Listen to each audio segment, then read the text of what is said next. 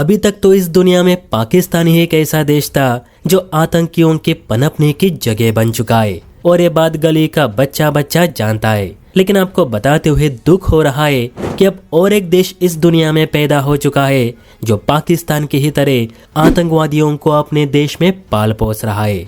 और दोस्तों सिर्फ पोस नहीं रहा तो इन आतंकियों की बरसी पर अपनी संसद में सभी मंत्रीगणों के साथ 1 मिनट का मौन भी रखता है। जी हाँ दोस्तों, बात सुनने में थोड़ी अजीब लगती है लेकिन खबर 100% सच है।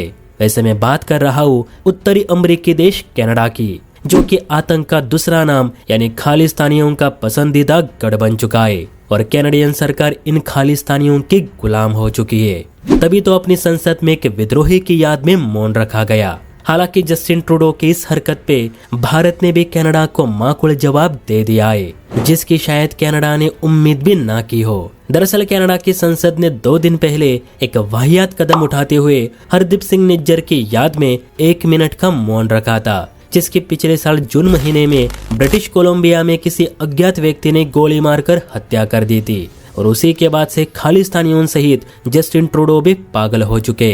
अब भारत ने निज्जर की याद में जो मौन रखा गया था उसकी आलोचना तो की ही, प्लस कनाडा जाने वाली अपनी 7th शिपमेंट को भी रोक दी है। सबसे पहले तो भारत की ओर से कनाडा को ये कहा गया कि कैनेडियन सरकार को ये बिल्कुल भी शोभा नहीं देता कि वो एक आतंकी की याद में अपनी संसद में मौन रखे। निज्जर कोई योद्धा या शांतिदूत नहीं था जो आप उसकी इतनी तरफदारी कर रहे हो। ये एक भगोड़ा था जो हमारे देश में अपराध करके आपके देश भागा था।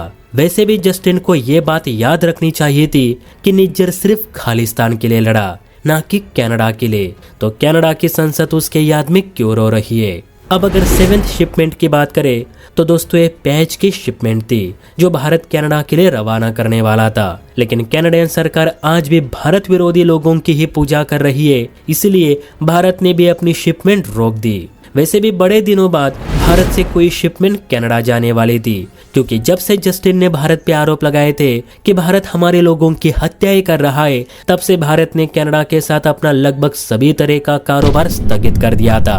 इवन FTA तक करने से भारत ने मना कर दिया। ये तो कनाडा की रिक्वेस्ट पर पैच की शिपमेंट भेजी जा रही थी, वो भी अब रुक चुकी है।